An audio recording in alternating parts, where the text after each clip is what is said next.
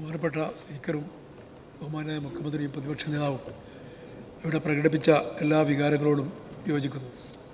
കേരളത്തെ സംബന്ധിച്ചിടത്തോളം സമീപകാലത്തുണ്ടായിട്ടില്ലാത്ത ഏറ്റവും വലിയ ദുരന്തത്തിനാണ് വയനാടിലെ മുണ്ടിക്കൈയിലും ചൂരൽമലയിലും നാം സാക്ഷ്യം വഹിക്കേണ്ടി വന്നത്.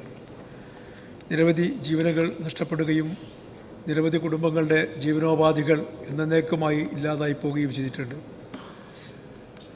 അതോടൊപ്പം തന്നെ നമ്മുടെ കോഴിക്കോട് ജില്ലയിലെ വിലങ്ങാട്ടുണ്ടായ ദുരന്തവും ആൾനാശം കുറവാണെങ്കിലും വലിയ രീതിയിൽ കൃഷിയിടങ്ങൾ ഒഴിച്ചു പോയിട്ടുണ്ട്. അവരുടെ ജീവിതോപാധി എന്ന നിലക്ക് അവർക്കതിനുള്ള പരിഹാരങ്ങൾ ലഭ്യമാകേണ്ടതായിട്ടുണ്ട്.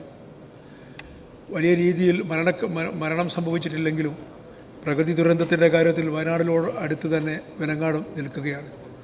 രണ്ട് പ്രശ്നങ്ങളെയും സമഗ്രമായി തന്നെ നമുക്ക് അഭിമുഖീകരിക്കേണ്ടതായിട്ടുണ്ട്. വീട് നഷ്ടപ്പെട്ട മുഴുവൻ ആളുകൾക്കും വീട് കൊടുക്കാനുള്ള പദ്ധതിയുമായി ഗവൺമെൻറ് മുന്നോട്ട് പോകുന്നത് ഏക ശ്ലാഘനീയമാണ്. ടൗൺഷിപ്പ് നിർമ്മിച്ചുകൊണ്ട് തന്നെ എല്ലാ വിഭാഗം ആളുകളെയും ഒന്നിച്ചു ചേർത്ത് പഴയതുപോലെ അവരെ ഏകോപിപ്പിച്ച് നിർത്താനുള്ള ശ്രമങ്ങളാണ് ഗവൺമെൻറ് നടത്തിക്കൊണ്ടിരിക്കുന്നത്. ഇത് തികച്ചും ശ്ലാഘനീയമാണ്. ബഹുമാന്യരായ മന്ത്രിമാർ ദിവസങ്ങളോളം അവിടെ ക്യാമ്പ് ചെയ്ത് ദുരിതാശ്വാസ പ്രവർത്തനങ്ങൾക്ക് നേതൃത്വം കൊടുക്കുകയുണ്ടായി. മറ്റു പല സംസ്ഥാനങ്ങളിൽ നിന്നും വ്യത്യസ്തമായി പ്രതിപക്ഷവും കേരളത്തിലെ എല്ലാ രാഷ്ട്രീയ പാർട്ടികളും സന്നദ്ധ സേനകളും എല്ലാം ഒന്നിച്ചു ചേർന്നുകൊണ്ടുള്ള ഒരു വലിയ ദുരിതാശ്വാസ പ്രവർത്തനമാണ് വയനാട്ടിൽ നടത്തിയിട്ടുള്ളത്. പലതിലും നമ്മൾ കേരളം ഇന്ത്യ രാജ്യത്ത് പല സംസ്ഥാനങ്ങൾക്കും മാതൃകയാകാറുള്ളത് പോലെ തന്നെ ദുരിതാശ്വാസ രംഗത്തും ഒറ്റക്കെട്ടായി രാഷ്ട്രീയ ജാതിമത ചിന്തകൾ വെടിഞ്ഞുകൊണ്ട് നാം നടത്തിയിട്ടുള്ള ഈ പ്രവർത്തനം ഇന്ത്യ രാജ്യം നന്ദിയോടെ സ്മരിക്കുമെന്ന കാര്യത്തിൽ യാതൊരു സംശയവുമില്ല. രാജ്യം ഭരിക്കുന്ന ഗവൺമെൻറ് എന്ന നിലയ്ക്ക് കേന്ദ്രത്തിൽ നിന്ന് നമുക്ക് ലഭിക്കേണ്ടതായ ഒരുപാട് അവകാശങ്ങളുണ്ട്. പലപ്പോഴും അത് നിഷേധിക്കപ്പെടുന്നു എന്നത് ഏറെ ദുഃഖകരമാണ്.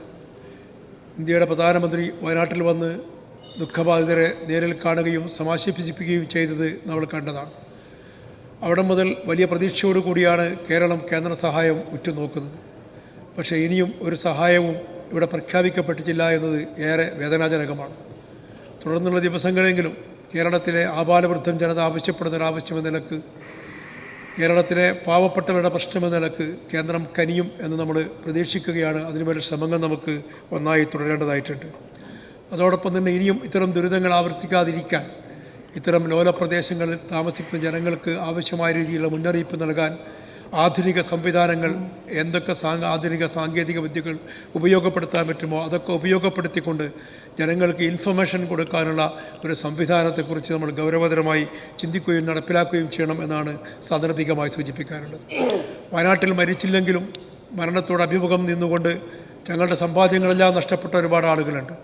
അവർക്ക് തുടർന്ന് അങ്ങോട്ട് ജീവിക്കാൻ, ഒരിക്കലും ഒരു മരണം തിരഞ്ഞെടുക്കേണ്ട സാഹചര്യം ഇല്ലാതാക്കാൻ അവർക്ക് നഷ്ടപ്പെട്ടു പോയ ഭൂമിക്ക് പകരം എന്ത് ചെയ്യാൻ പറ്റും എന്നുകൂടി ഗൗരവതരമായി നാം ചിന്തിക്കേണ്ടതായിട്ടുണ്ട്. വയനാട്ടിൽ മരിച്ച കുടുംബങ്ങളോടൊപ്പവും വയനാട്ടിലെ ദുരിതബാധിതരോടൊപ്പവും പങ്കുചേർന്നുകൊണ്ട് ഈ സഭയുടെ ദുഃഖത്തിൽ ഞാനും എൻ്റെ പാർട്ടിയും പങ്കുചേർന്നു.